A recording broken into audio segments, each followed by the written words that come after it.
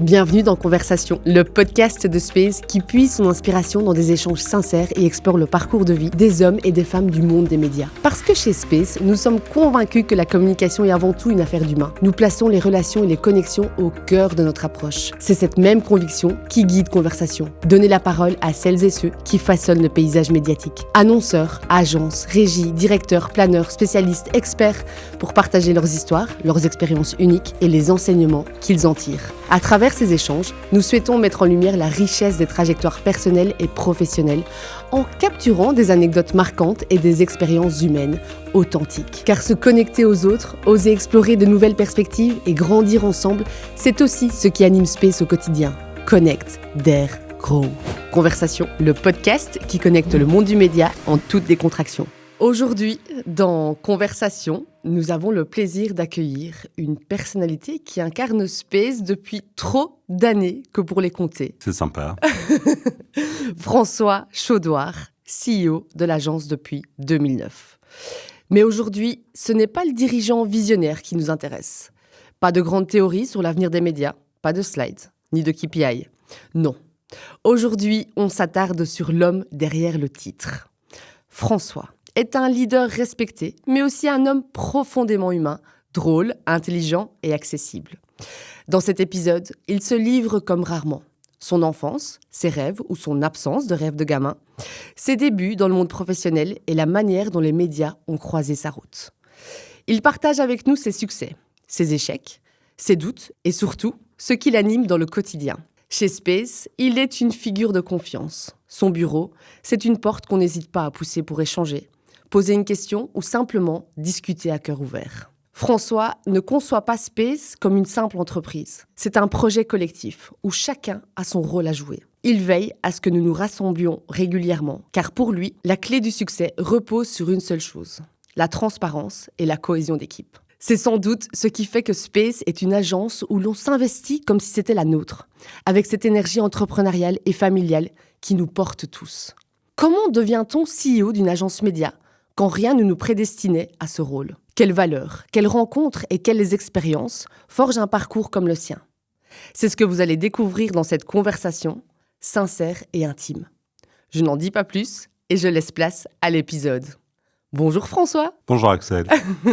Merci beaucoup d'avoir accepté notre invitation dans le podcast de Space. Alors avec plaisir. Et puis surtout, si tu continues à dire des choses aussi gentilles de moi pendant toute cette émission, je regretterai sûrement pas d'être venu. Mais en tout cas, elles sont sincères. On le pense tous chez Space. Et d'ailleurs, on tient à te remercier pour cette opportunité et pour tout ce que tu nous apportes dans le quotidien. Je vais essayer de continuer alors. Est-ce que tu peux commencer par te présenter, du coup nous dire qui tu es, ce que tu fais dans la vie, de qui est composée ta famille, ton âge, où tu habites, vraiment une description plus ou moins complète de qui tu es. Alors, je suis François Chaudoir, j'ai 56 ans, j'habite Bruxelles.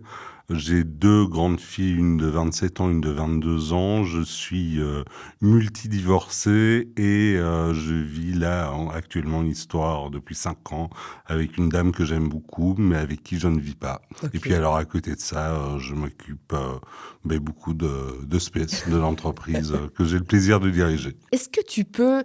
D'abord, ce qui va nous intéresser, c'est de comprendre ton histoire, mais donc de commencer par tes origines.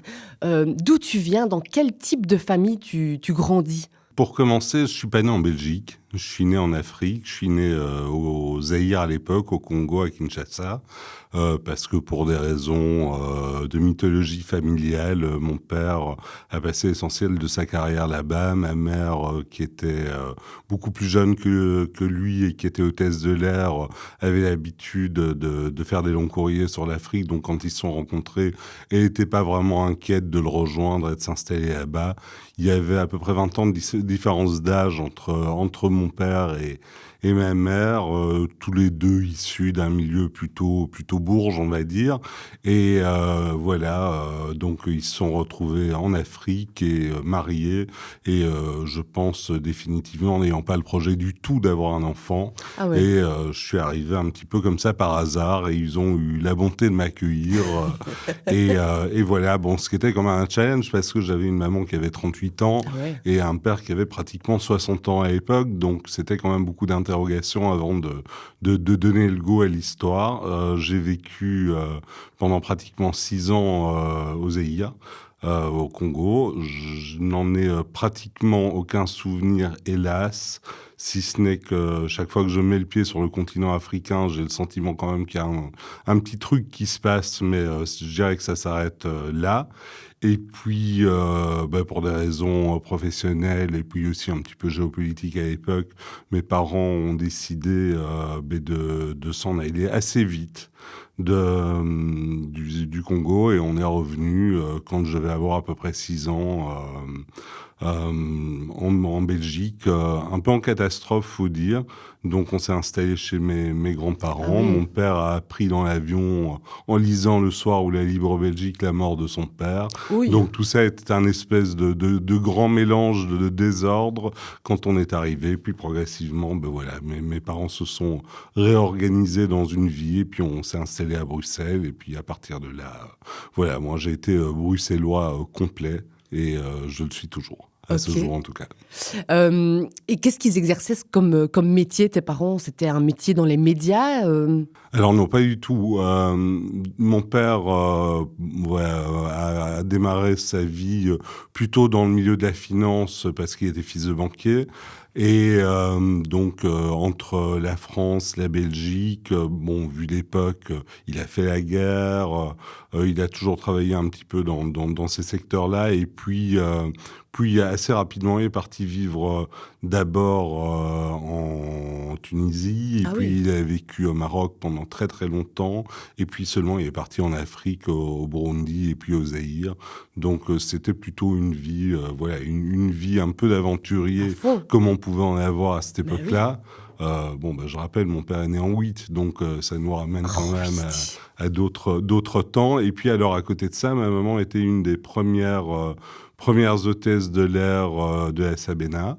Et donc elle a vécu l'époque où être hôtesse de l'air, c'était pas bosser à la chaîne comme les pauvres nanas et les pauvres gars doivent le faire aujourd'hui.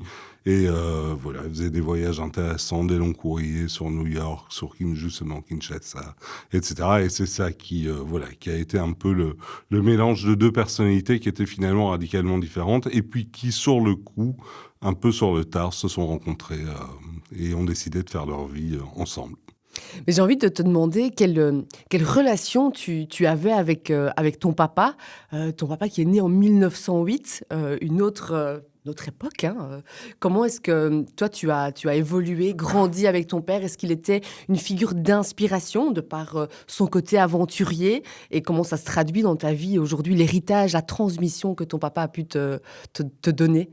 Ouais, alors quand j'ai rencontré entre guillemets mon père, c'était déjà un vieux monsieur, il avait 60 ans, donc c'était plus vraiment l'aventurier qu'il était à 30 ou à 40 ans. Par contre, oui, je sais pas vraiment quoi dire. C'est un monsieur avec qui j'ai toujours eu des rapports qui étaient très affectueux. On s'entendait bien. Je pense que je m'entendais peut-être même mieux avec mon papa qu'avec ma maman. Okay. On avait des relations très apaisées. C'est clair que c'était pas un papa avec qui j'allais jouer au football le week-end sur la plaine de jeu, ça c'est clair. Donc on avait plutôt des échanges qui étaient peut-être un petit peu plus intellectuel ou en rapport avec l'actualité ou ce genre de choses. Là, on lisait pas mal déjà, moi, lui lisait beaucoup. On était plus dans le mode de la conversation, qui rejoint notre podcast d'aujourd'hui. Et voilà, même c'était un père bienveillant, d'une autre génération, qui m'a probablement inculqué au travers de son éducation justement des réflexes peut-être un peu old style, contre lesquels je lutte pas trop parce que dans le fond ça fait partie de moi et c'est comme ça. Et puis à côté de ça, une maman qui était beaucoup plus dynamique et qui elle était plus je dirais comment dire, la vestale de la maison et puis de mes études, etc. Donc j'avais des relations un peu plus apaisées avec mon père, et vu que j'étais pas un formidable élève, des relations un peu plus tendues avec ma mère. Mais bon, tout ça s'est arrangé avec le temps. Tout à fait. Et est-ce que tu as beaucoup voyagé avec tes parents? Oui, j'ai beaucoup fait de petits voyages. Mais oui, mon père avait ça dans le sang. Donc, je veux dire, on a fait énormément de mini-trips. On a fait, bon, à l'époque, on voyageait déjà beaucoup en voiture. Et puis, c'était la génération des gens pour qui ma voiture, c'est ma liberté. Donc, je veux dire, pour un oui ou pour un non, on prenait la voiture. Ouais. On foutait le camp un peu en Italie. On allait en France, etc. En plus, on a une partie de la famille en France. Donc, voilà, on a plutôt pas mal bougé, mais pas des grands voyages. Donc, j'ai pas fait l'Asie ou des trucs comme ça avec mes parents. À l'époque, c'était pas à la mode et voilà. Mais donc, on a plutôt bourlingué, ouais. Et le petit François, de quoi rêvait-il? Est-ce que quand tu regardes en arrière et que tu penses à toi petit, est-ce que tu avais des rêves d'enfant? Est-ce que tu avais un métier en particulier où tu te disais plus tard je voudrais être pompier par exemple? Alors, pompier, jamais. Finalement, peut-être que je le suis devenu un peu par la force des choses dans le boulot que je fais aujourd'hui. Mais non, pompier, jamais. Non, je peux pas vraiment dire qu'il y avait un truc auquel je me prédestinais ou qui m'obsédait particulièrement. Non, j'ai passé mes études, mes humanités en me disant que... Ouais, j'avais pas vraiment d'idée claire sur ce que j'avais envie de faire. J'ai une petite passion à un moment donné pour la radio, parce que je suis un enfant de la radio et j'ai été éduqué, ou élevé à écouter beaucoup la radio, beaucoup les radios françaises, parce que à la maison on avait plutôt une culture assez francophile et donc, oui, c'était, le côté journaliste radio était un truc qui aurait pu m'amuser. Mais bon, voilà, je me disais que peut-être en Belgique, c'était pas tout à fait le même, je vais pas dire le même niveau, mais le côté aussi excitant avec l'amour. Et puis bon, c'était une passade. Non, jamais eu vraiment d'obsession ou d'idée fixe par rapport à un job à faire. Donc, je me suis retrouvé finalement dans le monde des médias un peu plutôt par hasard. Alors, pas complètement, parce que bon, quand j'ai fait mes humanités à Saint-Michel, j'étais en sciences éco, donc j'étais quand même un petit peu confronté à toute la notion du marketing et tout ça. Puis, mais on parlait des médias. Tu te rappelles qu'on parlait... on avait un tout petit cours effectivement là-dessus, mais c'était vraiment pas. C'était plus de la compta et des machins comme ça, de la science politique, des machins comme ça. Et puis j'ai fait les FEC, parce que pour des raisons financières, mes parents étaient assez clairs avec moi en me disant voilà mon vieux, on a les moyens de te payer 2 ans d'études, pas un de plus. Après ça, tu dégages. Un peu de pression quand même. Donc, à l'époque, l'EFEC, c'était 2 ans. Donc, j'ai fait mes 2 années à l'EFEC. Et c'était quoi la finalité de ce cursus? En fait, je suivais un marketing publicité à l'époque. Ça s'appelait comme ça. D'accord. Et en parallèle à ça, j'ai commencé à travailler en ayant des jobs d'étudiant, beaucoup dans l'immobilier. Ce qui m'a amené quelque part à démarrer finalement ma carrière plutôt dans l'immobilier où j'ai bossé d'abord dans des agences, puis avec un copain, on avait monté une petite agence. C'est drôle. Donc déjà, l'entrepreneuriat dans le sang, finalement. Oui, c'était plutôt lui le tracteur, moi je suis un petit peu. Mais voilà, donc ça a été l'histoire. Mais je veux quand même bien que tu me racontes cette histoire de tapis. Parce que ça, on en a parlé un peu off-record. Alors, l'histoire des tapis, elle est assez simple. Et finalement, elle est assez déterminante dans toute la suite de l'histoire, parce qu'en y repensant, parce qu'on a préparé évidemment un petit peu cette discussion, et je me suis dit, finalement, c'est un petit peu grâce à ça que je me suis retrouvé à postuler en agence média. En fait, j'étais... pas un super bon gestionnaire à l'époque, j'espère m'être amélioré, je crois m'être amélioré, en tout cas en ce qui concernait mes premières factures comme indépendant dans l'immobilier. J'avais tendance à considérer que la TVA, c'était pas un truc qu'il fallait tout de suite très important. On s'arrangerait bien plus tard. Bon, tout ça n'a pas marché fort longtemps, et donc je me suis retrouvé avec la nécessité de rembourser pas mal d'argent à l'État de tous les côtés. Et donc là, j'avais un pote de Saint-Michel dont les parents avaient un grand magasin spécialisé dans les tapis d'Orient. Et donc, j'ai bossé là-bas pendant une année. Vraiment, j'ai bossé comme un fou. Je crois que je bossais... J'avais une demi-journée de congé par semaine parce que c'était ouvert 7 jours sur 7. Ah oui. Et donc voilà. Bon, et ton rôle, c'était quoi? J'étais vendeur. Donc vraiment, alors c'est marrant parce Il y avait beaucoup de gens qui achetaient des tapis, qui rentraient. C'était vraiment la grande surface du tapis d'Orient où tu avais des tapis qui valaient depuis on dirait 500 € aujourd'hui à plusieurs dizaines de milliers d'euros. Donc il y avait vraiment un échantillonnage de clients qui était tout à fait variable avec des revenus tout à fait différents. Donc ça, c'était plutôt intéressant, si ce n'est que le job était parfaitement emmerdant. Et donc, mais bon, pour en revenir à la publicité, cette entreprise faisait de la pub à la radio et je voyais souvent sur le fax du responsable du magasin des bons de commande à signer d'une boîte qui s'appelait Cristal. Et j'ai découvert donc qu'il y avait un intermédiaire auprès de qui on s'adressait pour réserver d'espaces publicitaires. Et vu que ce boulot m'amusait pas et que je m'étais dit finalement la pub, pourquoi pas, j'ai quand même fait des études qui sont pas complètement à milieu de l'histoire. Un jour, j'ai envoyé un CV là-bas, chez Par Cristal. fax? Oui, je crois que je vais peut-être bien le déposer dans la boîte aux lettres même.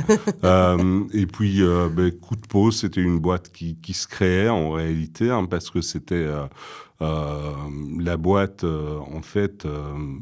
Space a été créé par une dame qui s'appelle Anne Bataille, qui assez rapidement a quitté Space pour des raisons qui la regardent et qui a décidé de créer la première agence média qui était indépendante des agences de publicité. Okay. Donc avec un actionnariat qui n'avait rien à voir avec les agences de pub, et c'était vraiment Cristal, donc qui se lançait à ce moment-là, ou qui s'était lancé 2 ans plus tôt, je pense. Et donc c'était une petite PME d'une trentaine de personnes qui était vraiment, qui démarrait, qui cherchait entre autres des juniors. Et donc moi, j'ai postulé pour le job. En fait, j'ai postulé pour aucun job. Oui, J'ai demandé s'ils ne cherchaient pas quelqu'un. Et on m'a dit, si on cherche un acheteur TV, je me suis dit, bon... Tu n'avais pas de prétention quand tu as postulé? Ah non, absolument aucune. J'avais surtout une envie, c'était de foutre le camp de cette histoire de tapis d'Orient. Et ça, c'était vraiment la priorité absolue. Donc là, sur le coup, j'ai eu la chance d'avoir des gens qui m'ont fait confiance et qui... malgré le fait que j'avais aucune expérience, faut dire qu'à l'époque, et c'est encore le cas un peu aujourd'hui, on recrute des gens qui viennent des écoles de communication, mais finalement c'est un métier qui s'apprend un peu sur le tas. Tout à fait. Et voilà, donc j'ai eu la chance d'être recruté là-bas et puis d'être piloté par, à l'époque on appelait ça une chef de groupe qui s'appelait Béatrice et qui a été vraiment une source d'inspiration énorme pour moi. Et gros coup de peau, parce que moi je suis convaincu que la vie elle est quand même bien rythmée par les coups de peau. C'était la femme d'une expat, son mari bossait pour Air France à Bruxelles, mais pour une durée limitée. Et elle, assez vite, on est devenus bons copains. Il semblerait que je faisais pas un boulot trop mauvais. Donc elle m'a dit, écoute mon vieux, je vais essayer de faire en sorte que le jour où je quitterai la Belgique pour retourner à Paris quand la mission de mon mari sera terminée, que tu puisses avoir mon job. Okay. Et donc, elle m'a préparé un petit peu, entre guillemets, et je pense que ça m'a donné l'occasion d'accélérer un petit peu plus vite que d'autres. Et puis voilà, donc j'ai continué après ça, après le départ de cette Béatrice. Et t'es devenu chef de groupe, du coup? Et je suis devenu chef de groupe, puis responsable de clients, responsable audiovisuel chez Cara, qui était devenu Cristal, étant devenu Cara, Cristal entre-temps. Et puis au bout de cette année, j'ai eu une dernière mission chez Cara qui m'a pas tellement plu, et pourtant c'était un peu moi qui avais poussé pour l'avoir. C'était créer le département sponsoring, déformatage, etc. Et je me suis rendu compte soit que c'était pas vraiment mon truc, soit que c'était peut-être un peu trop tôt. Mais bon, voilà, c'était une volonté de l'International de Cara, qui a un département sponsoring. Donc, Voilà, je m'étais dit, je tente le coup. Et voilà, je crois que j'avais fait le tour de Cara. Ce job-là particulièrement m'emballait un peu moins. Et voilà, et donc j'ai été appelé par Christiane Dardenne. Et là, j'arrive chez Space. Ce que je te propose, François, c'est de tirer une carte. Ok, je vais prendre la première devant. Alors, matin ou soir? C'est plutôt matin ou soir? Alors, ça dépend à quelle heure commence ce matin.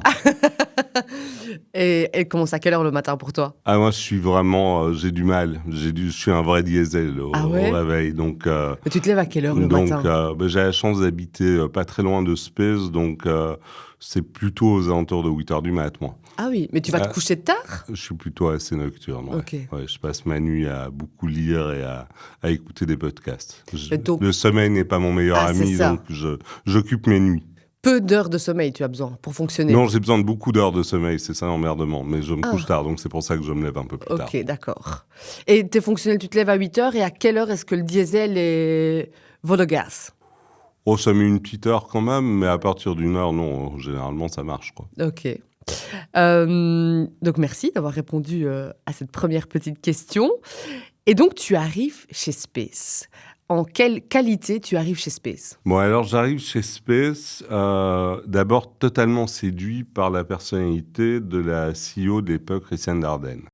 Et en fait, je vais chez Space, je vais le dire, ça fera peut-être pas plaisir à Anne Bataille, mais je vais vraiment chez Space d'abord pour Christiane, avec un job description qui était finalement pas vraiment une énorme évolution pour moi, qui était peut-être même un petit léger recul, parce que j'étais responsable d'une partie de l'équipe télé, l'autre partie de l'équipe télé étant finalement Procter, qui était le joyau de la couronne et dont Christiane s'occupait avec Joël Coya exclusivement. Et là, on m'avait dit ça, mon vieux patouche. Donc voilà, et moi j'avais dit à l'époque à Christiane, ok, très bien, mais voilà, je viens. J'ai envie de venir, mais j'espère que j'aurai la possibilité d'évoluer assez rapidement parce qu'il y a une série de trucs que je fais aujourd'hui ou j'ai fait chez Cara et là qui sortent de mon, je dirais, de mon scope of work. Et bon, je veux bien pendant un moment, mais pas trop longtemps, quoi. Mais quand tu es chez Cara, est-ce que c'est dans ta nature? Est-ce que tu as toujours été carriériste? Est-ce que tu as toujours eu des grandes ambitions? Ou est-ce que c'est venu au fur et à mesure de ton parcours professionnel? Alors, comment dire? Non, je crois vraiment pas être un mec ambitieux, contrairement à ce qu'on pourrait penser. Et en fait, l'ambition, c'est un peu comme on dit, l'appétit vient en mangeant. Ouais. Et moi, l'ambition est venue un petit peu au hasard des opportunités qui se sont présentées à moi. Et finalement, c'est un peu comme un escalier où on franchit une marche, puis une autre, puis une autre, puis une autre. Et puis finalement, on se rend compte qu'on est à la 4e ou à la 5e. Et au départ, voilà, on pensait pas du tout, même gravir cet escalier. Donc non, ça a été vraiment une question de chance. J'ai eu la chance, je crois, d'avoir pas mal de gens dans ma vie au fur et à mesure qui ont pensé que j'étais capable de faire des choses et semblerait que je sois parvenu à les faire. Et donc je dirais, cette image de mec carriériste, c'est un truc dont j'ai pas mal souffert parce que quand je suis arrivé chez Space, je venais de chez Cara, il y avait vraiment à l'époque, il y avait une espèce de haine entre Cara et Space, probablement lié au fait que Space avait été créé par Anne et que donc, finalement... Ouais, entre Cara et Space, c'était pas vraiment des copains, c'était deux mentalités radicalement différentes. Et donc, quand je suis arrivé chez Space... on te charriait un peu? On s'est carrément foutu de ma gueule. C'est-à-dire que le jour où je suis arrivé chez Space, tous les mecs étaient en short et moi, j'étais en costard-cravate. Donc, c'était vraiment un message, il s'était passé le mot en disant, voilà, celui-là, on va le chambrer dès le début. Ah ouais. Et donc, j'ai eu quand même un peu de mal à installer mon autorité venant d'une boîte qui était plutôt très autoritaire et très top-down à une entreprise qui était chez Space beaucoup plus tournée vers l'humain et où finalement tout le monde avait le droit à la parole. Et c'est vrai que je crois que mon arrivée chez Space faisait pas immensément plaisir à l'équipe qui voyait arriver un espèce de futur potentiel tyran. C'est ça. Donc non, j'ai pas été accueilli avec beaucoup de chaleur.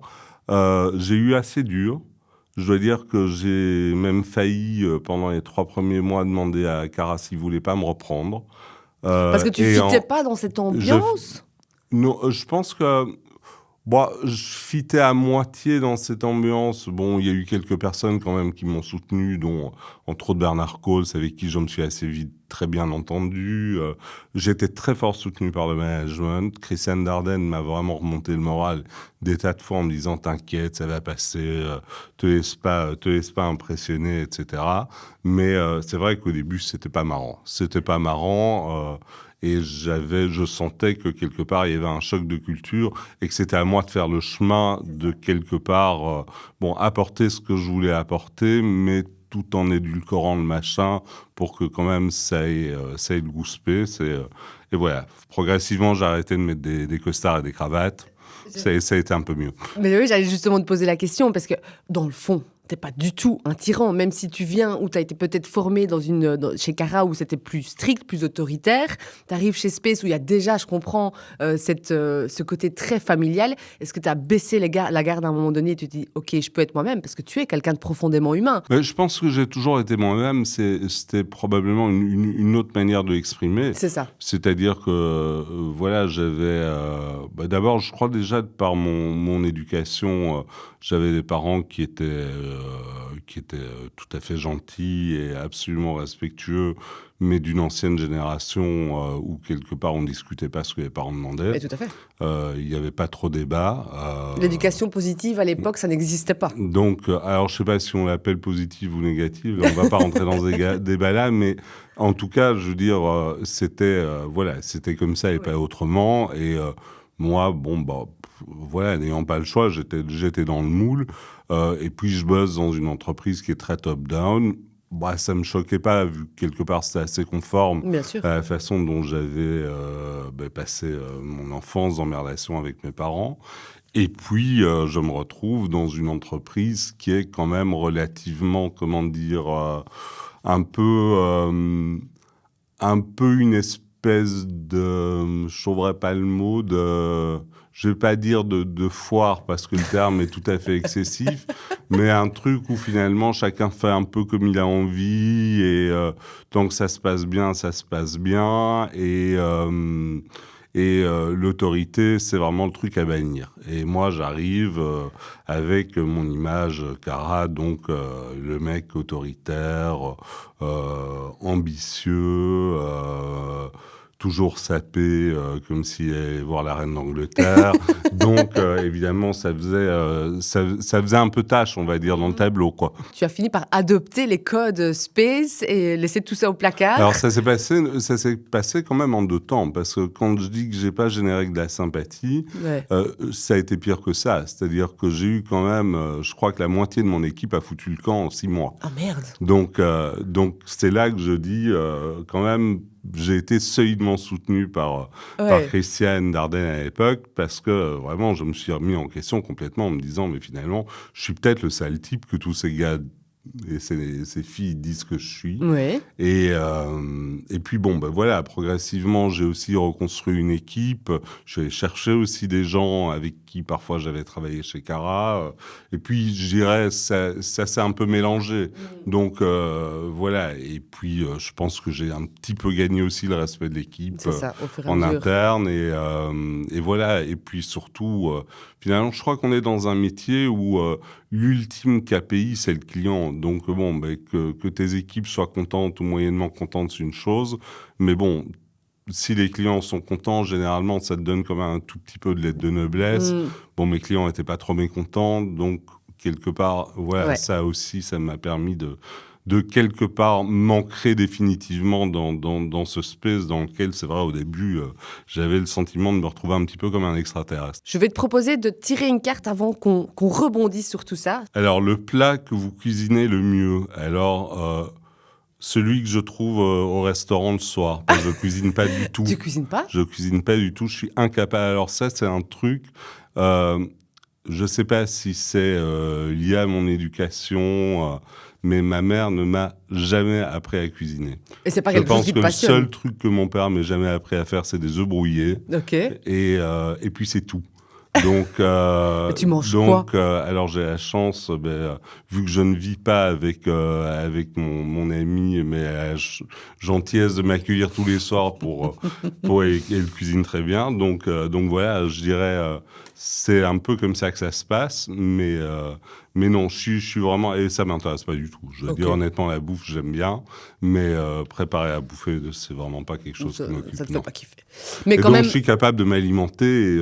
S'il faut, je suis capable de bouffer un plat de pâtes congelé, moyen dégueulasse, pour simplement avoir l'estomac c'est ça. rempli s'il faut. Pour moi, c'est pas obsessionnel. Par contre, j'aime bien manger. Mais ton plat préféré, par exemple? Il y a un truc que j'aime bien, tiens, c'est le saucisson de Lyon aux lentilles. Ok. Je n'ai jamais goûté ça, mais c'est intéressant. Mais il y a plein d'autres trucs que j'aime. Hein, non, Ça se vend dans le magasin? Non, mais Juste à Lyon? Mais je pourrais te donner le nom de certains bons restaurants qu'ils font à Bruxelles. Ah bah oui, mais en tout cas, il faudrait que tu en apportes une fois chez Space, parce que je pense que tout le monde serait ravi de goûter ce saucisson de On Lyon. verra. On verra, Ça pourrait ça se mérite. Ah, ok, ça se mérite, je note. Mais donc, pour rebondir sur ta carrière, donc là, tu commences en tout cas à asseoir le respect de toute l'équipe et à te sentir de mieux en mieux. Et donc, tu disais que dans le fond, tu n'es pas quelqu'un d'ambitieux, mais là, tu te rends bien compte que tu es tout petit, doucement, en train de monter une marche après l'autre. Est-ce que tu es à l'aise avec ça? Est-ce que ça te satisfait? Et est-ce que là, finalement, tu te dis, OK, il y a un poste qui... Enfin, en tout cas, je me dirige vers un poste important, clé, déterminant dans l'agence? Alors, de nouveau, concours de circonstances, c'est que au bout de quelques années chez Christiane et chez Space, effectivement, Christiane me donne un peu plus de responsabilités. Et puis, vient le moment où Christiane Dardenne n'est plus une toute jeune femme et qu'elle doit commencer à préparer sa succession. Et donc, là, évidemment, on se pose la question de savoir est-ce qu'elle prend quelqu'un en interne, est-ce qu'elle cherche des gens en externe. Je crois qu'elle balaye plutôt pas mal les opportunités en externe, elle voit des gens, etc. Et puis, il y a un de nos actionnaires à l'époque, qui est Stéphane Buisseret, je remercie pour ça, qui dit à Christiane, mais en fait, ton successeur, en fait, il est en face de toi, tu l'as, c'est naturel, c'est François Chaudoir, les clients l'aiment bien, il est intégré dans l'équipe, il fait du bon boulot. Mais malgré tout, je suis quand même un mec un peu clivant, donc je fais pas forcément toujours l'unanimité. Donc certains m'aiment bien, d'autres m'aiment carrément pas du tout. Et donc là, Christiane fait le pari, peut-être un peu fou, de finalement prendre le risque de jouer la carte, de miser sur moi, mais tout en se disant qu'elle ne s'en va pas du jour au lendemain. Et donc j'ai eu droit à un écolage 4 étoiles qui a duré certainement, j'ai envie de dire, bien 4 ans, où progressivement j'ai évolué en termes de titres et de responsabilités dans l'entreprise, mais toujours en ayant une belle-mère qui regardait au-dessus de moi, en me tapant sur les doigts, avec bienveillance toujours, mais quand même parfois en se foutant carrément bien de ma gueule aussi. Et donc voilà, mais bon, tout ça pour dire qu'au final, elle a tenu bon, malgré le fait que certains pensaient que c'était vraiment le pire des choix à faire. Parce que vous le faisiez off-record, ou alors c'était devenu officiel? Progressivement, ça a commencé à devenir un peu officiel en interne, et puis ça a commencé à se savoir un peu sur le marché. Voilà, elle a voulu que progressivement je rentre dans le conseil d'administration de Space face aux actionnaires, mais plus comme observateur. Puis elle a voulu que ce soit moi qui commence à présenter les budgets et plus elle. Enfin bon, ça a été vraiment un truc qui s'est fait très très progressivement, où elle n'hésitait pas comme je le disais, de se fiche de moi en me disant vraiment, écoute, avant tel conseil d'administration, maintenant t'es gentil, tu vas tout de suite enlever cette cravate. Ce genre de trucs. Tu l'as jamais lâché ta cravate? Non, maintenant j'en mets plus, en revanche. Et Non, donc voilà, ça s'est vraiment fait progressivement et je crois que oui, effectivement, sur le marché, au bout d'un moment, c'était assez clair que c'était moi qui allais remplacer Christiane. Mais vu que personne ne savait quand Christiane on s'en irait, et je crois que le dernier truc dont elle avait envie, c'était de se casser, au final, ça a quand même duré plutôt pas mal. Donc avant, j'avais une formule, je disais oui, je suis le dauphin de Christiane, mais je suis probablement le dauphin qui aura nagé le plus longtemps autour du bateau que vous connaissiez. Est-ce que tu te rappelles du sentiment qui t'a traversé ou de ce que tu t'es dit quand tu t'es rendu compte qu'effectivement, tu allais finir par diriger Space? En fait, j'ai pas eu vraiment alors certainement pas un sentiment de, comment dirais-je, de victoire ou d'aboutissement. En fait, tout ce processus s'est fait de manière tellement progressive et tellement lente que le jour J à l'heure H, j'étais non seulement préparé, mais en plus de ça, je dirigeais déjà pratiquement Space. Mais oui. Parce qu'en réalité, il y a eu une espèce de passation de pouvoir pendant les 6 derniers mois, dernière année, un truc comme ça, qui était un peu officieuse, mais où au fur et à mesure, elle s'était plus mise en position d'observatrice, et c'était, je veux dire, moi qui pilotais. Donc, quelque part, tout ça s'est fait tellement naturellement qu'elle arrivait, le jour où, voilà, un jour, je me suis installé dans mon bureau, j'ai pas pris le C1, parce que je trouvais que c'était ridicule. Mais d'ailleurs, ton bureau, j'allais te poser la question, ton bureau actuel, c'était le bureau de Christiane? Non, pas du tout. Ah non. Alors, on a bougé les cloisons tellement de fois chez Space, mais c'était plutôt le bureau, le dernier bureau de Christiane, parce qu'elle a beaucoup bougé, c'était le bureau d'Annick et le bureau de Sandra, et je crois un bout de mon bureau. Ok. Donc voilà. Bon, tu peux retirer une carte. Sucré ou salé, alors définitivement salé. Quand ton plat préféré est de la saucisse de Lyon aux lentilles, je peux imaginer que t'es plutôt salé. Définitivement salé, ouais. Ok.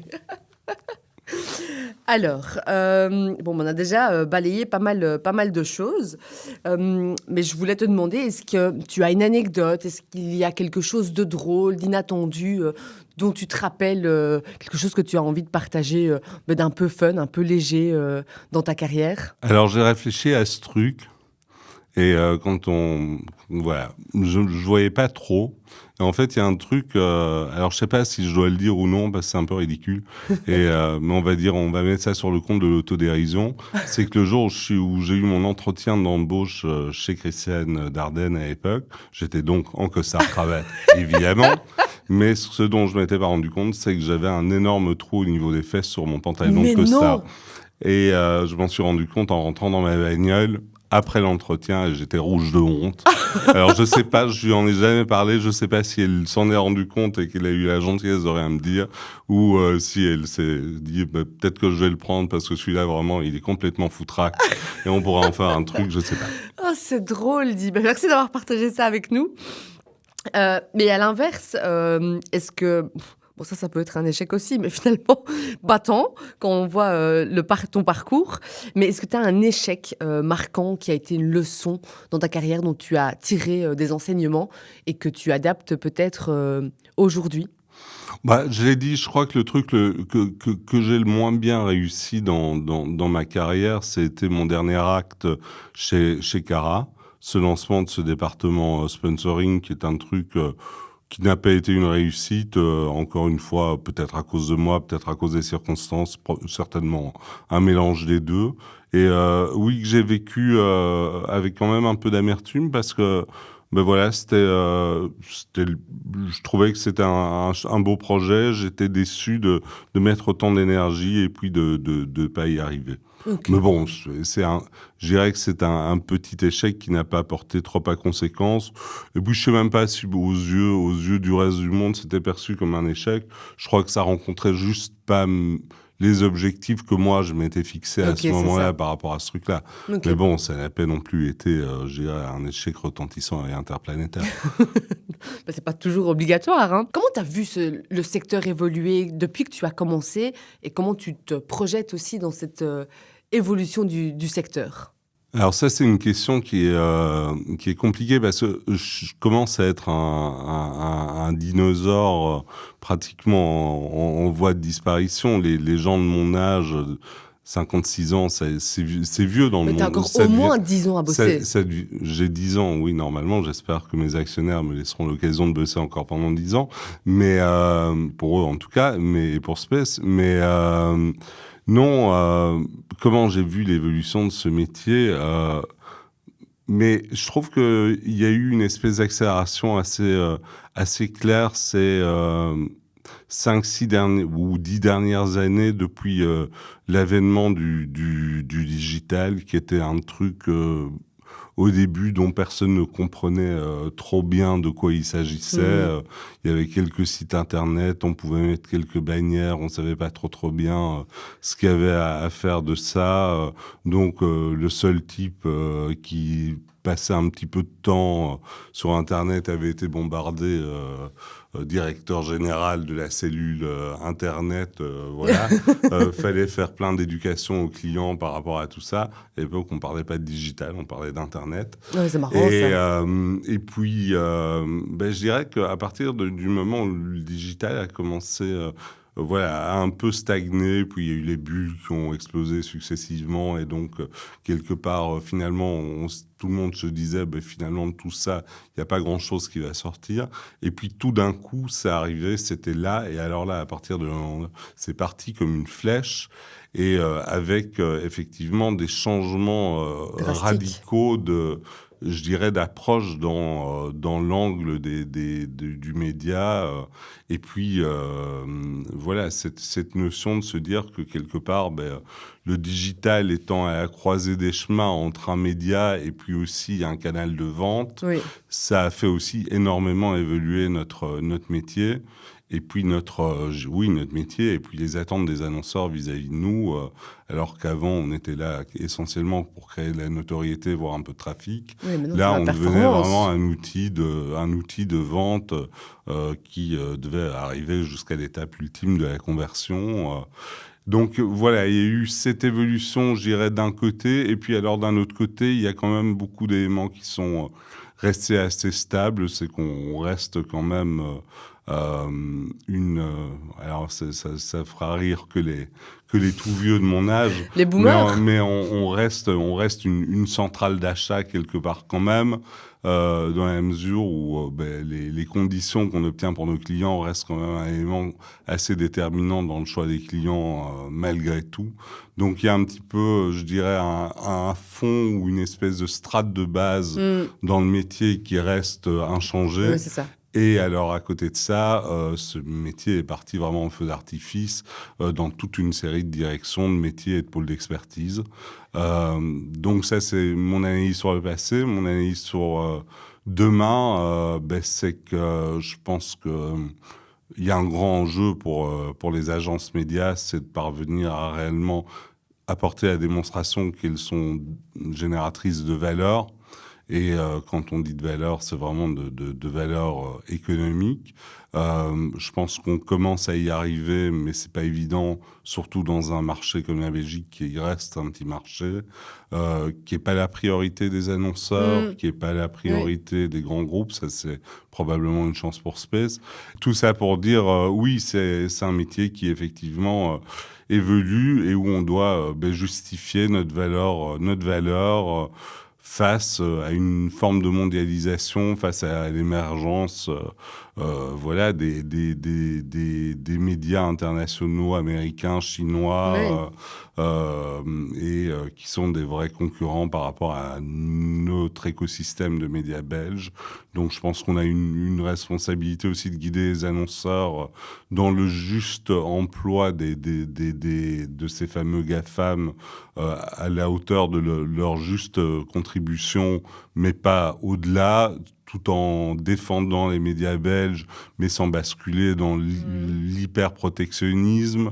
Donc voilà, on a un rôle de conseil qui se veut neutre, pas forcément évident dans un petit pays, et beaucoup d'admiration pour, je dirais justement, les médias belges, Je pense à DPG ou la RTBF ou même la VRT qui, quelque part, face à une concurrence, parce que finalement la concurrence elle est plus interne, elle est externe, c'est de parvenir justement à rester pertinent face à des YouTube, face à des réseaux sociaux qui offrent des solutions, etc.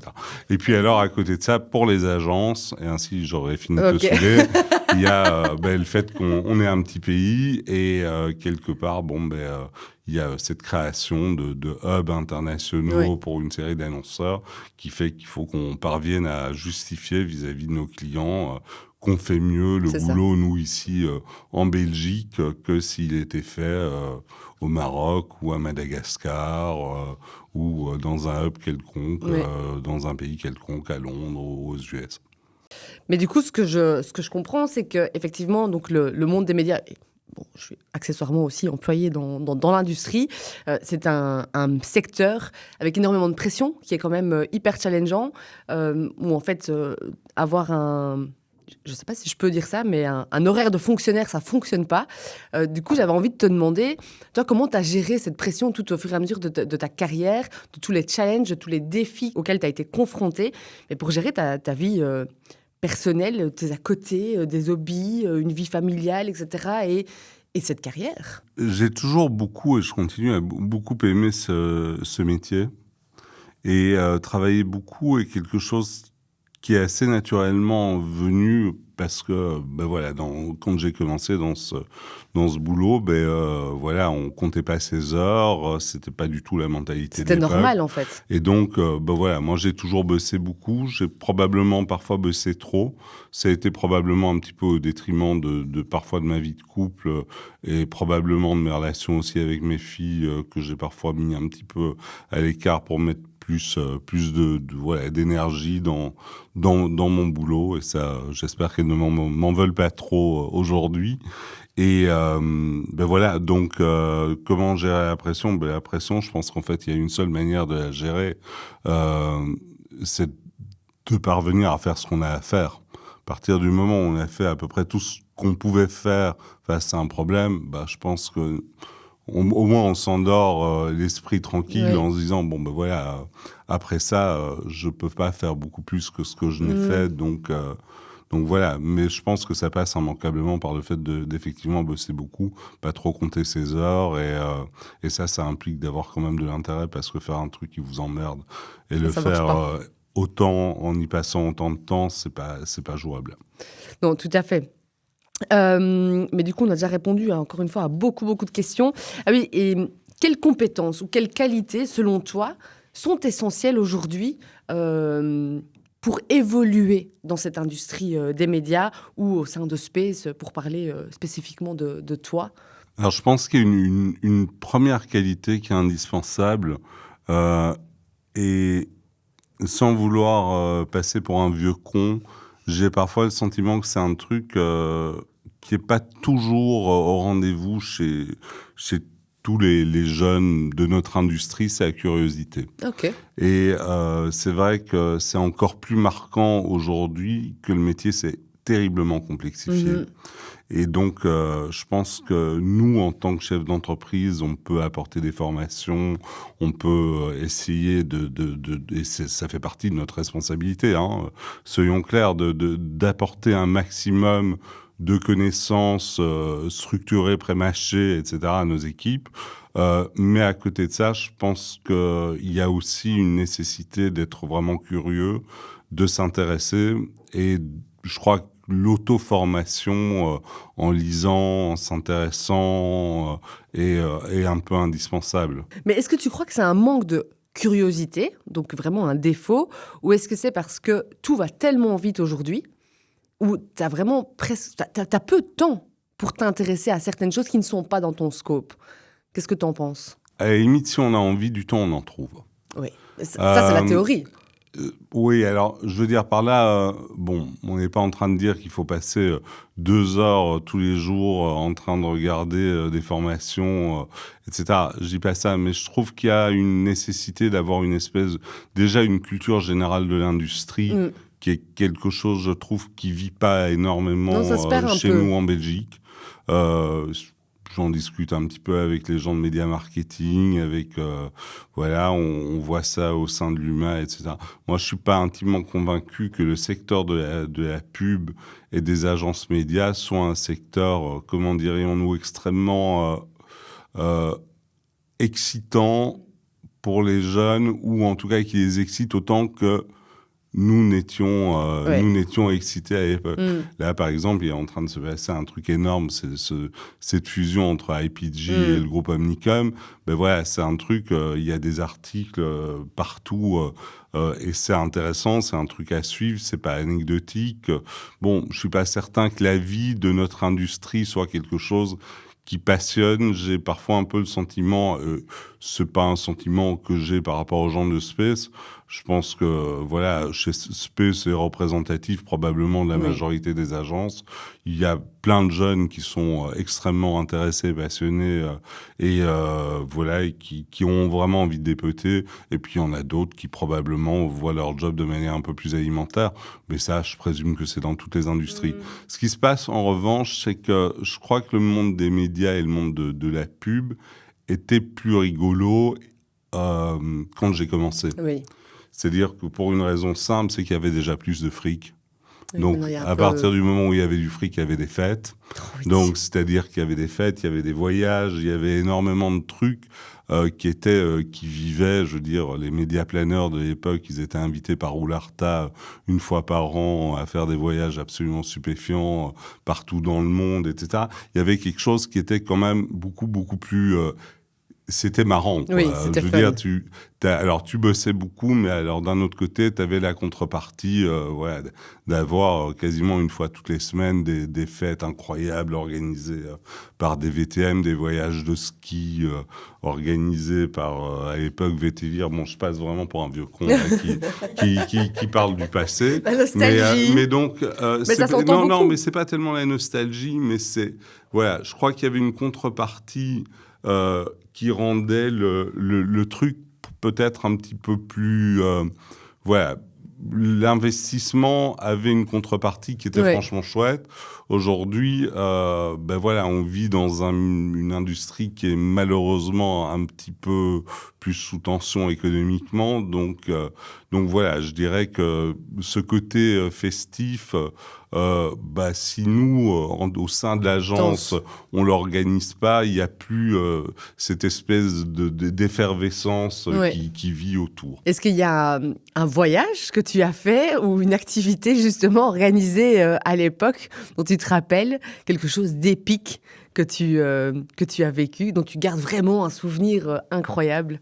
Ah, mais moi, j'ai fait des voyages absolument... j'ai fait quelques voyages assez fous, depuis la Laponie jusque l'Inde, des trucs comme ça. Ah oui, c'est fou ça. Ah oui, vraiment. Donc oui, on a eu la chance, on est de la génération de ceux, et encore moi, je fais partie encore de ceux qui l'ont moins vécu, mais certains autres, et puis bon, moi, je faisais plus partie de la partie buying. Donc, c'était plus les planeurs qui étaient invités. Mais bon, oui, effectivement, il y a eu des trucs absolument incroyables. Moi, j'ai fait quelques trucs pas mal. Et puis, il suffit de parler à d'autres plus anciens qui ont fait la Jordanie, des trucs comme ça. Enfin bon, voilà. Mais du coup, j'entendais aussi dans ton discours, il y a beaucoup le mot... Mais il n'y a pas de nostalgie, c'est une réalité. Je pense c'était chouette. C'est fini. Faut s'y faire, faut l'accepter. Mais c'est pas pour autant qu'il faut, je dirais, se dire vu que cette partie-là a disparu, ce boulot est devenu chiant. C'est pas vrai. Ce boulot est passionnant. Oui, bien sûr. Ce boulot est peut-être même devenu encore plus passionnant, mais est devenu aussi beaucoup plus exigeant qu'il l'était à l'époque où t'avais t'avais 4-5 médias et puis c'était grosso modo à peu près tout et c'était plutôt simple. J'entendais le mot passion revenir régulièrement dans ton discours. Du coup, tu es quelqu'un de passionné. Et qu'est-ce qui te passionne ? Enfin, est-ce que tu es quelqu'un de passionné ?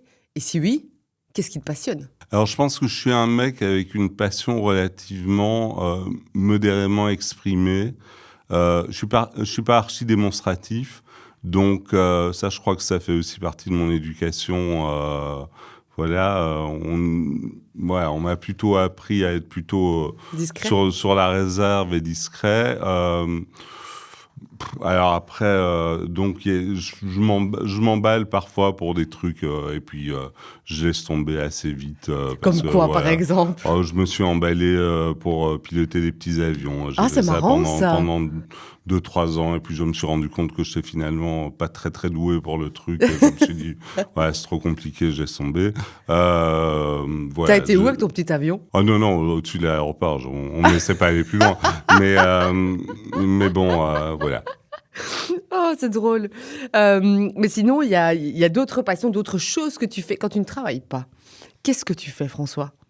Alors, j'essaye de trouver un bon équilibre entre du temps que je passe avec la femme que j'aime.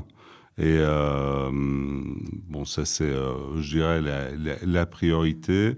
Mes enfants, mes amis, ça c'est pour moi un socle essentiel. Je crois que je suis assez fidèle en amitié et la plupart de mes amis sont parfois des amis que j'ai depuis 30 ans, 40 ans, parfois des amis d'école. Hier, j'ai dîné avec un de mes meilleurs amis avec qui j'étais, je pense, en première primaire à Vierge-Fidèle. Ah, c'est drôle. Encore. Donc voilà, donc C'est chouette. on a vraiment, j'ai comme ça une espèce de bande de potes vraiment très très proches. Bon, il y en a certains qui sont partis à l'étranger, etc. Donc, j'essaye de quand même garder le contact, d'aller les voir. Mais bon, voilà, ça c'est important pour moi. Mon amoureuse, c'est très important pour moi. Mes filles, c'est très important pour moi. Et alors, quand j'ai un peu de temps à côté de ça, je suis un être humain comme tout le monde. Bah oui. Donc, j'essaie de me détendre un peu. Et tu te détends comment? Tu prends un bain? Alors, non, ça pas. En revanche, non. Alors, je regarde un peu des séries à la télé comme tout le monde, mais pas... À la télé ou genre Netflix oui, ou... enfin non, je regarde, enfin voilà, sur mon poste de télévision, Ok. on va dire. Parce que si Comme tu ça. regardes le dimanche après-midi les soap opéras, tu peux nous le dire. Hein. Non, je regarde pas ça. Je regarde pas non plus l'émission de Drucker qui, à mon avis, n'existe plus. Mais le dimanche après-midi. Mais en revanche, non, je regarde des séries sur Netflix, sur Prime. Une série préférée à nous partager?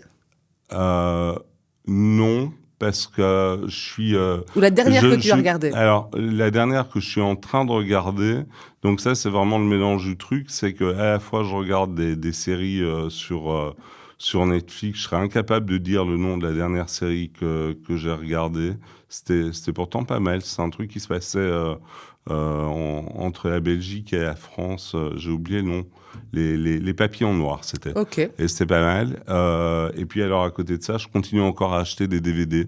Mais non. Et j'achète Des DVD. et j'achète alors j'achète des DVD et là je suis en train de me remanger complètement Twin Peaks. Ah, c'est marrant. Et t'achètes où tes DVD? Ça Alors, se vend encore dans le commerce? Il y a un truc assez nouveau qui s'appelle Amazon et qui marche pas mal. Ah, ah oui, Amazon, ça me dit quelque chose. Ça doit être en ligne, quelque chose comme ça. Et puis je lis aussi pas mal. Ah. Et puis j'écoute des podcasts. Ça va te faire plaisir.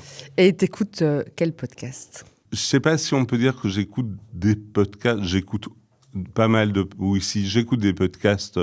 Entre autres, vu que j'aime bien lire, j'aime bien écouter des podcasts pour essayer de découvrir des nouveaux bouquins à lire. Donc, j'écoute entre autres un truc qui s'appelle Au bonheur des livres. J'écoute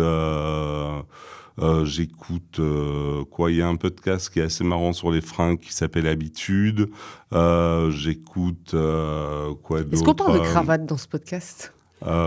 Sûrement un invité ou l'autre en parle, ouais. On peut envoyer un mail pour qu'il t'invite pour parler sûrement. de cravate. Je crois pas, non.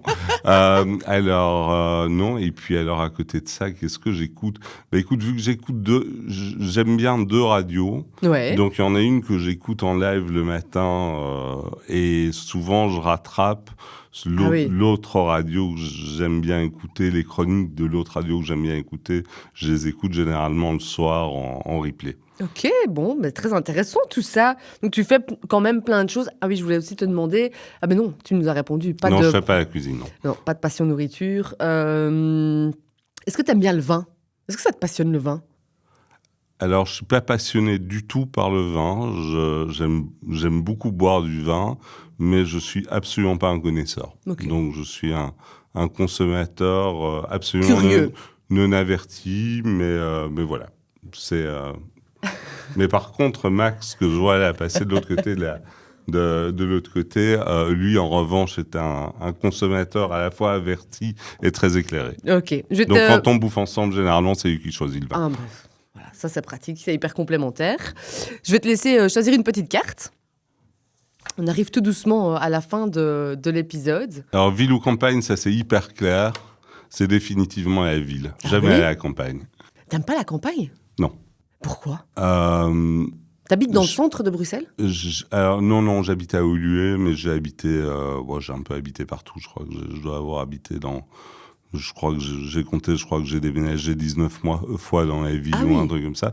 Donc je suis pas vraiment hyper attaché au lieu, mais en revanche, j'ai toujours vécu en ville, j'ai toujours vécu à Bruxelles, toujours vécu dans des quartiers plutôt sympas, genre Woluwe, XL, Saint-Gilles, des coins comme ça. Et j'aime bien cette effervescence de la ville. En fait, je pense que je deviendrais complètement fou si je devais un matin me réveiller, ouvrir ma fenêtre et voir un champ vide devant moi. Je crois que ça, c'est un truc, je deviendrais neurasthénique. Ah, c'est drôle, ça. Mais quand tu pars en vacances, du coup, tu pars aussi dans des villes? Ou là, t'aimes quand même bien un peu la campagne? Non, je déteste... Alors, en vacances, je déteste pas qu'il y ait un mix, mais bon, par exemple, partir faire un trek à la montagne avec des potes, ça, je le ferai jamais. Ah, ça t'emballe pas du tout? Du tout. Mais bon, par contre, non, je suis plutôt en mode city trip qu'en mode Ice Adventure. Et voilà, après, non, je déteste pas. J'aime bien, moi, en termes de vacances, la notion du road movie. Moi, j'aime assez bien ça. Hein, donc, j'aime bien, ça me dérange pas de partir 15 jours, de faire pas mal de kilomètres en bagnole, de se faire des étapes, de s'arrêter dans des chouettes endroits. Ça peut être... en plein milieu de la campagne en Toscane, par exemple. Mais je choisis un endroit qui est à moins de 100 km de Sienne, de Florence, etc. Pour pouvoir y aller, quoi. Ok, je comprends. Bon, j'ai une petite question, un peu la question signature du podcast, qui deviendra la question signature du podcast.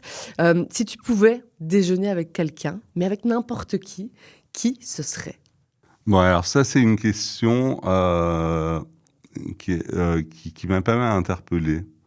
Parce que, grosso modo, et sans aucune prétention, je dirais, au niveau professionnel, j'ai à peu près l'opportunité de déjeuner avec les gens qui m'intéressent dans le secteur professionnel. Voilà. Donc, ça, je dirais, j'ai pas de grands fantasmes sur ce coup-là. En revanche, ce qui, moi, m'amuserait, ça serait d'organiser un dîner avec des fantômes. Ah bah oui, c'est intéressant, ça. Avec qui? Alors, il y a certains fantômes et puis certains qui sont encore vivants. Ok. Mais là, c'est une grande table, donc je vais mettre mes lunettes pour lire. Il y a des gens que j'ai beaucoup admirés, que j'aurais vraiment bien et que j'aurais bien aimé rencontrer. J'aurais adoré rencontrer Jean d'Ormesson, j'aurais adoré rencontrer David Bowie, j'aurais adoré rencontrer François Mitterrand. Ah oui. J'aurais adoré rencontrer Édouard VIII, le duc de Windsor. Et parmi les gens vivants, je détesterais pas boire quelques Moscow Mule avec Frédéric Becbédé. Mais c'est drôle, ça. Mais qu'est-ce que tu voudrais, par exemple, si je prends François Mitterrand ou le duc de Windsor, qu'est-ce que tu auras envie de leur poser comme question? Qu'est-ce qui te fascine chez ces deux personnalités, pour en nommer que deux? C'est vraiment deux personnalités qui sont radicalement différentes. Donc moi, ce que je trouve un peu subjugant dans le parcours d'un Mitterrand, pour parler de lui, pour commencer... D'abord, pour commencer, c'est pas vraiment un gars dont je partage l'idéologie politique du tout. Bien de le préciser. Mais par contre, c'est un type que justement je trouvais qui était brillant en termes de culture, de connaissances historiques générales, etc. Qui a été d'une résilience incroyable et d'un courage incroyable dans sa vie, qui a eu une vie pratiquement à Alexandre Dumas. Hein. C'est un héros d'Alexandre Dumas potentiel. Hein. C'est un conte de Monte Cristo bis avec voilà une vie sentimentale assez atypique, un parcours, je dirais, politique complètement foutraque en passant d'une jeunesse plutôt bourgeoise et plutôt engagée à droite pour en arriver à être finalement premier président socialiste. Ouais. Beaucoup d'admiration pour un gars très très malade qui a finalement pendant 14 ans caché sa maladie. Oui. Alors on peut se poser la question de savoir éthiquement est-ce que c'est bien ou non à l'heure de la transparence, mais qui quand même a eu le culot et le courage de monter au front tous les jours alors que probablement il devait souffrir le martyre. Donc voilà, un mec que je trouve plutôt impressionnant et voilà. Et alors Édouard VIII, vu que tu me posais la question, c'est peut-être le côté un peu fleur bleue romantique chez moi où je me dis quand même roi d'Angleterre et puis renoncer à la couronne parce qu'on t'interdit de te marier avec la nana avec qui tu as envie de te marier. Bon, ben voilà, je trouve après, le mec avait sa partie d'ombre, des sympathies que je partage pas du tout avec l'Allemagne nazie, mais bon, néanmoins, bref, tout ça pour dire, voilà, il y a une série... Ce qui t'inspire finalement, c'est la culture. La culture, c'est quelque chose qui te parle beaucoup. Et puis Édouard VIII, son élégance vestimentaire quand même. On y revient. Parce que j'aime bien les fringues, et lui, il mettait les cravates. Et donc, effectivement, ben voilà, oui, bon, probablement, c'est le fait, je crois que tous ces gens ont des points communs, même s'ils ont un style probablement assez différent, c'est que c'était tous des gens extrêmement érudits. Et ça, je trouve que c'est une chance justement qu'on a, qui est énorme grâce justement à des podcasts avec des invités probablement d'un niveau intellectuel bien supérieur au mien, c'est que justement l'érudition, la culture, la connaissance, etc., elle peut se faire, il y a moyen de se faire une culture historique absolument géniale en écoutant simplement Entrer dans l'histoire de Laurent Deutsch sur RTL, qui est une émission de 20 minutes et qui est absolument géniale et qui parle de tous les personnages historiques depuis Attila jusqu'à Clémenceau. Enfin voilà, donc il y a moyen d'apprendre beaucoup de choses finalement grâce à l'audio. 2 dernières questions avant de clôturer le podcast. François. Axel. On va y aller aux Seychelles ou pas ? Alors, il va falloir que vous fassiez des efforts en termes de new business, mais vraiment absolument immenses pour que je parvienne à vendre ça à mes actionnaires. Mais, mais je vous promets que si vous faites votre partie du job, je ferai l'impossible pour faire la mienne. Ok. Et la dernière question, est-ce que tu es plutôt DARE, Connect ou Gros ? Finalement, je crois que je suis plutôt... Je crois que je suis plutôt DARE. Connect, j'ai un petit fond de timidité en moi qui est quand même un truc que j'ai toujours eu. Donc, j'ai beaucoup surjoué pour lutter contre ce truc-là. Donc, c'est ça qui me donne peut-être un côté un peu rabenard, un peu grande gueule, mais en réalité, je suis plutôt un mec timide. Donc, par exemple, draguer une fille dans un bar, c'est un truc, j'ai jamais su faire ça de ma vie. Et puis, à côté mais bon, en revanche, j'aime bien les échanges avec les gens, mais une fois que je les connais, c'est difficile pour moi de faire le premier pas. Gros, quand on fait 1m91, je veux dire, je pense que le boulot a déjà été fait. Mais par contre, reste encore la partie gros pour Spé, c'est pour ses clients. Ok. Mais merci beaucoup pour ta générosité, pour ta sincérité, Merci pour votre préparation à tous et pour ton sourire à toi. Merci. À bientôt, François. Sans doute, dès lundi au bureau. Oui, tout à fait. Merci, Axel. Bonne Merci journée. à tous. Ciao.